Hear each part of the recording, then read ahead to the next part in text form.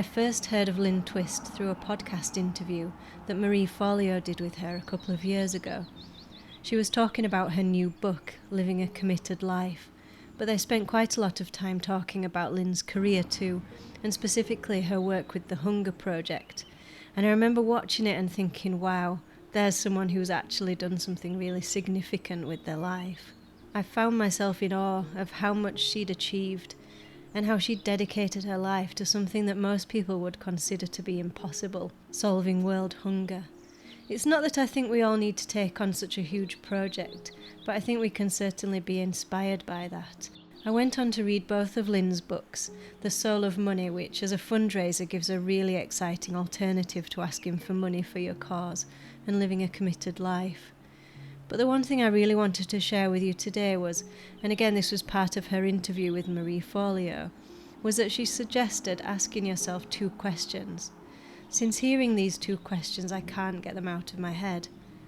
Every time I have a little wobble or a moment where I lose sight of my purpose or my goal or what it is I'm working towards, I find that these 2 seemingly simple questions pull me back on track. The questions are, what breaks your heart? And what makes your heart sing? Now, I'm not sure whether she put it quite like this. This could be my interpretation of it. But for me, what I've found is that in trying to answer those questions and looking at where they overlap can give you an insight into where you might feel at your most useful, powerful even, and in the flow with the type of work you want to do in the world.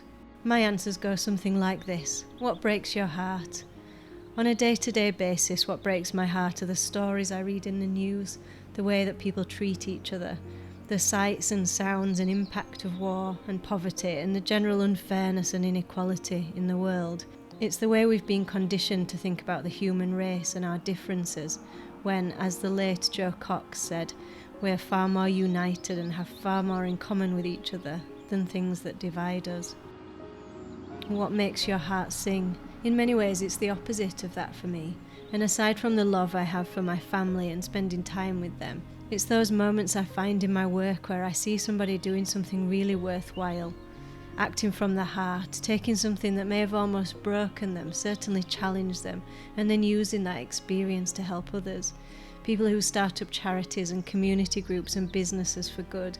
It's the general goodness of the human race, which you sometimes have to look a little bit harder to find, but is absolutely also there. It's those small acts of kindness, those moments where somebody does something for you and you weren't expecting it, the little things we can do for each other that make someone's day a little bit easier or brighter or that help us feel less alone. So I think it's probably fair to say that given those answers, where they overlap is where I do the majority of my work. It's in considering those insurmountable problems in the world, whether that's on a global or national or a very local scale, and working with people who in some small way are doing something about it. They're not just sitting there complaining, letting it break their heart and accepting that that's just how the world is. Those are my people, and that's where I most love to be. So I'll leave these questions with you today. What breaks your heart? And what makes your heart sing? And when you put those 2 answers together, what is it that you want to be spending your time doing?